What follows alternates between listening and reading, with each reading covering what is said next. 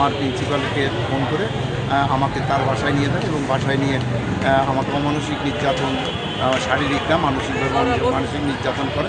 এই জায়গার হাত দাও, হ্যাঁ, এই ধরনের কথা শুরু করে আমাকে তার ওয়াইফের দর্শন করেছি, হ্যাঁ, এরকম অনেক কিছু কথা আমার শুনতে হয়েছে।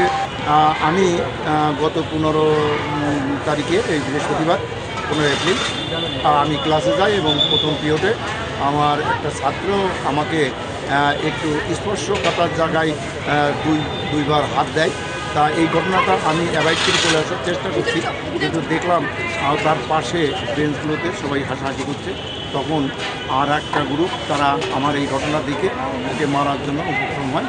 হ্যাঁ, তখন আমি সেই পরিস্থিতি মোকাবেলার জন্য ওই ছাত্রকে আমি তার পিঠে 2টা কাপড় মারি, হ্যাঁ, আর তার বাবাকে জিনিসটা জানাই।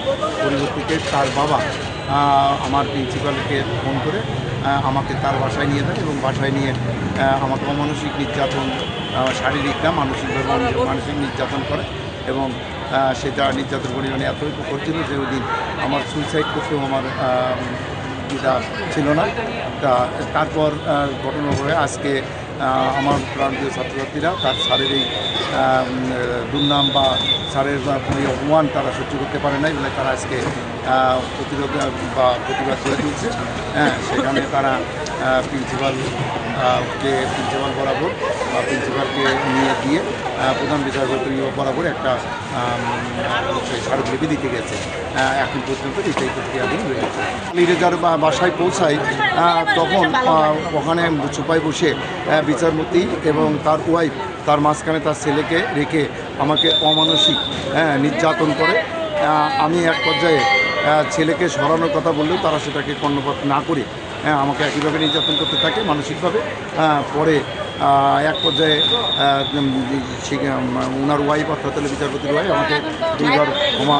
আমাকে দুইবার মাপ চাইতে বলে। হ্যাঁ, তা আমি তখন আর কোনো কথা না বলে আমি বসেছিলাম। পরবর্তীতে ওনার নির্যাতনের পরিমাণ যখন শেষ হয়ে যায়, এমনকি আমি ক্লাসে যখন যে কথাটা ছাত্রকে বলেছিলাম যে তুমি যে কাজটা করলে, হ্যাঁ, তুমি যে একজন তোমার বাবার বয়সী শিক্ষক তার যে জায়গাটাতে স্পর্শগত বিষয়ে তুমি হাত দিলে, তা তুমি কি বাসায় তোমার বাবাকেও এই কাজ করো? এই কথাটা যেমন আমাকে দৈহিকভাবে স্পর্শ করার পরে আমার কতটুকু আঘাত লাগতে পারে এবার বোঝেন।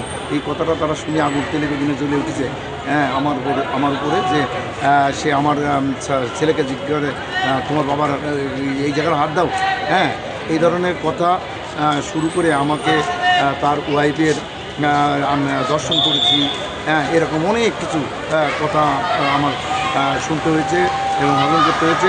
পরিশেষে তাদের অর্ডার মতো তাদের চাহিদা মতো আমাকে ওখান থেকে ক্ষমা চেয়ে আসতে হয়েছে। অনেক শিক্ষার্থী বলছে আপনাকে পায়ে ধরে মাপ চাইতে বলেছিল, পা ধরতে বলেছে, কিন্তু আমি সেখানে ক্ষমা চেয়ে আসছি। আপনি কি ক্ষমা চেয়েছেন?